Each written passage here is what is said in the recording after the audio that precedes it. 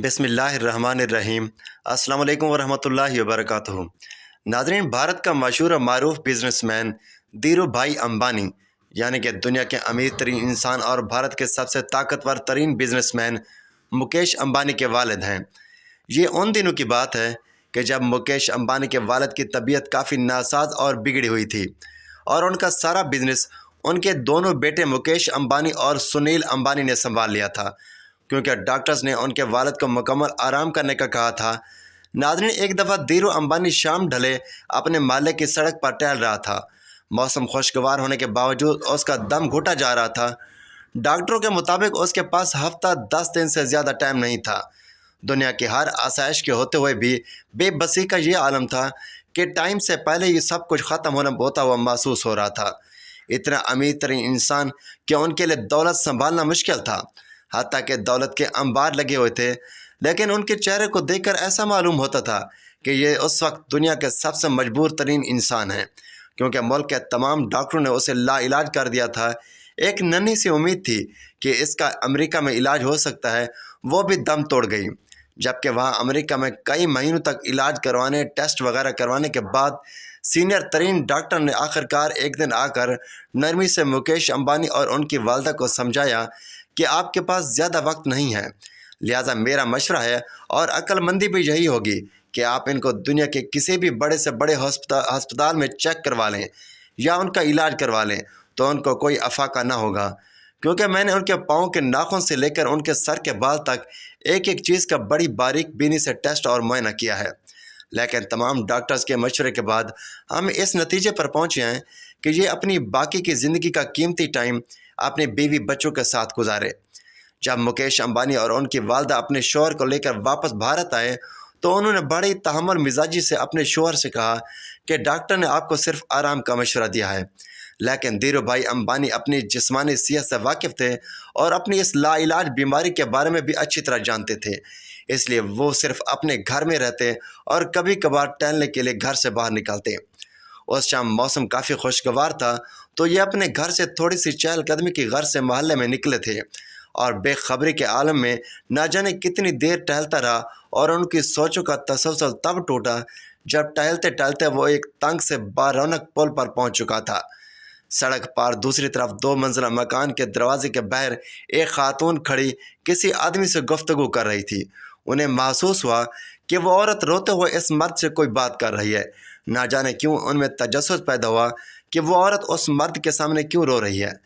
जब धीरू अंबानी उसके घर के नज़दीक पहुंचे तो वो और उस मर्द की मिन्नतें कर रही थी कि घर में बच्चों को खिलाने के लिए कुछ नहीं, किराया देने की सकत नहीं, इसलिए उन्हें ज़बरदस्ती घर से ना निकालें। लेकिन वो आदमी औरत को डांट रहा था कि किराया दो, चाहे धंधा करके भी लाओ, वरना इसका सामान बाहर फेंक दिया जाएगा। वो औरत मुसलसल रो रही थी और मिन्नत समाजत कर रही थी, लेकिन वो आदमी मुसलसल उस औरत को गालियां दे रहा था। तो उन दोनों के आपस के झगड़े को देखकर धीरू अंबानी उनके पास चला गया। उस औरत को मुखातब करके कहने लगा कि दरअसल मैंने अभी गुजरते हुए तुम्हारी उस आदमी के साथ थोड़ी सी गुफ्तगू सुनी है। मुझे बताओ मेरी बहन, तुम्हारा क्या मसला है? दिलों का हाल तो भगवान ही जानता है। बहन, मुझे बताओ क्या बात है? ये आदमी आपको क्यों डांट रहा था? वो बोली, मैं एक बेवा औरत हूँ, मेरे छोटे छोटे बच्चे हैं, शोहर को फौत हुए 1 साल गुजर चुका है। शुरू में तो पड़ोसी रिश्तेदार कुछ मदद वगैरह कर देते थे, फिर ऐसा ऐसा सब ने हाथ खींच लिया। घर में राशन नाम की कोई चीज़ नहीं है। मालिक मकान का सब्र भी ख़त्म हो गया है, क्योंकि मुसलसल 2 माह से मैं उनका मकान का किराया नहीं दे सकी। उसने कल शाम तक की आखिरी मोहलत दी है, अगर किराया ना दिया तो सामान समेत घर से निकाल देगा। मेरे पास आप कोई और चारा नहीं रहा। ये कहते हुए उसकी आवाज़ बैठ गई और उसकी आंखों से ज़ारो कदार आंसू बहना शुरू हो गए। उस औरत की दास्तान सुनकर धीरू अंबानी ने भी जल्दी से दूसरी तरफ मुड़कर बहाने से अपने आंसू साफ किए। फिर मुड़कर जल्दी से बोला, बस ठीक है, बस कोई बात नहीं, और अपनी जेबों में हाथ डाला तो पता चला कि जेबों में जो रकम है वो ना होने के बराबर है, क्योंकि जिस आलम में वो घर से निकला था उसे तो मालूम ही ना था कि उसके चलते हुए ऐसा मंजर उसका मुंतज़िर होगा। उसने खातून से कहा, फ़िलहाल ये रखो और मुझे अपना मुकम्मल पता बताओ। फ़िक्र करने की कोई ज़रूरत नहीं, अपने घर जाओ, भगवान की कृपा से सब ठीक हो जाएगा।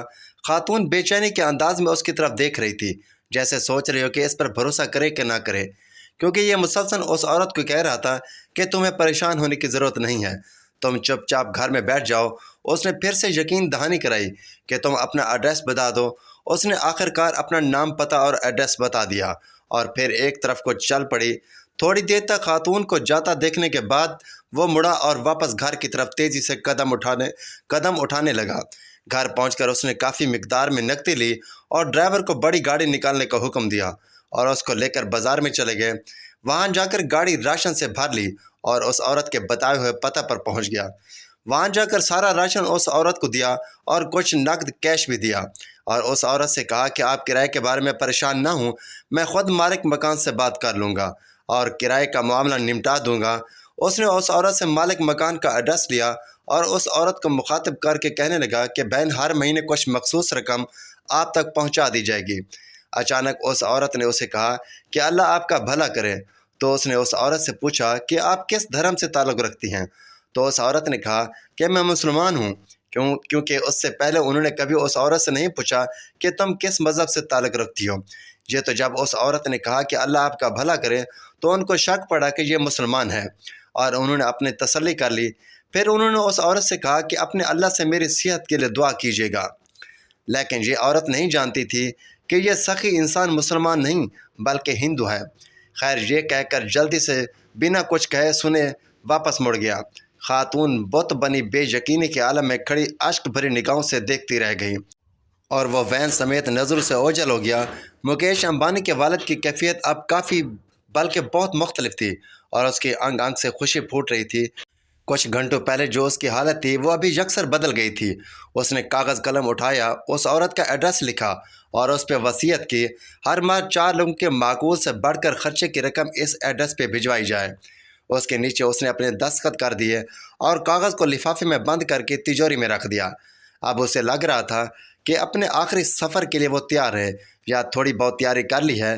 फिर हफ्ता गुजर गया, इसी तरह 10 दिन गुजर गए, फिर पूरे 15 दिन गुजर गए। घर वालों के कहने के बावजूद वो अस्पताल नहीं गया और फिर पूरा 1 महीना गुजर गया और अगले महीने की रकम भी उसने फौरी भिजवा दी। फिर ऐसे एक एक महीना करते करते पूरा साल गुजर गया और वह मामूल के मुताबिक रकम भिजवाता रहा।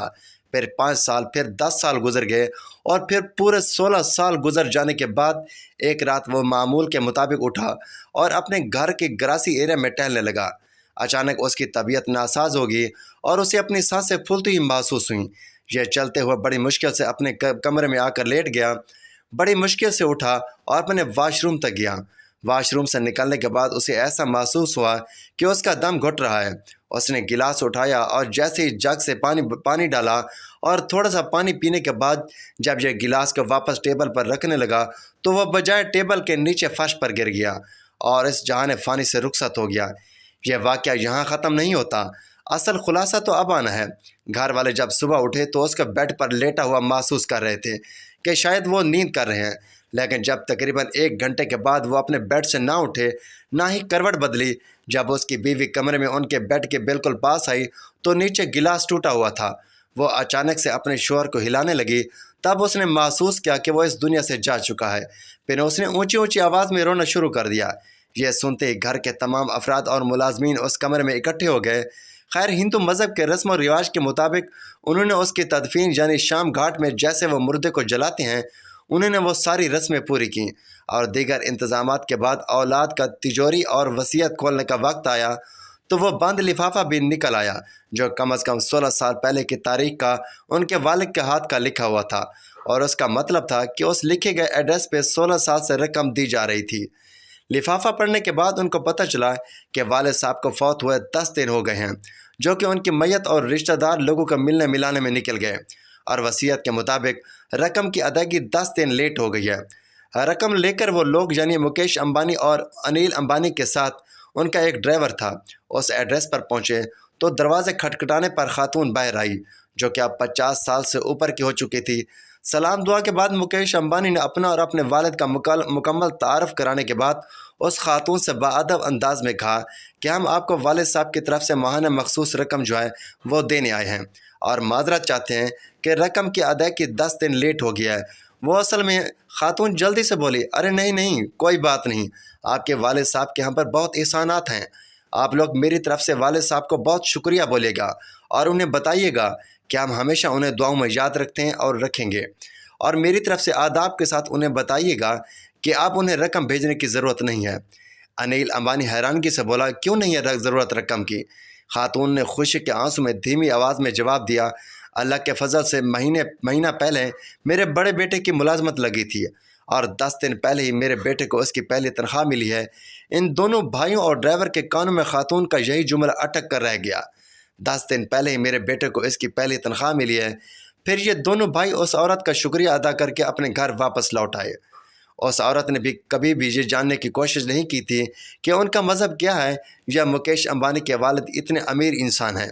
جب یہ واپس اپنے گھر لوٹے اور اپنے والدہ سے اس واقعے کے متعلق ساری ڈیٹیل بتائیں تو وہ بڑی حیران ہوئی اور ساری کہانی کو سمجھ گئیں کہ ڈاکٹر نے جب انہیں 10 دن کا ٹائم دیا تھا تو یہ 16 سال کس ڈیوٹی کو انجام دیتے ہوئے گزار چکے تھے۔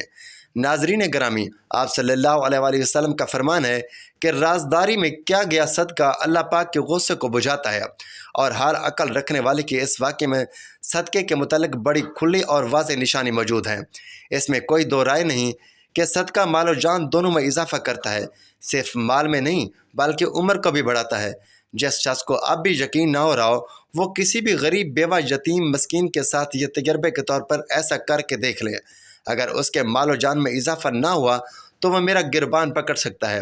آپ چاہیں سینکڑوں کماتے ہیں، ہزاروں کماتے ہیں یا لاکھوں کماتے ہیں، اپنی استطاعت کے مطابق ایک مخصوص حصہ ان غریبوں، یتیموں اور مسکینوں کے لیے مختص کر دیں، اور اس کے بعد دیکھے گا کہ آپ کی زندگی میں کس طرح خوشحالی آتی ہے، کس طرح کامیابیاں آپ کے قدم چومتی ہے۔ اللہ تعالی ہم سب کو اپنی استطاعت کے مطابق صدقہ و خیرات اصل حقداروں تک پہنچانے کی توفیق عطا فرمائے۔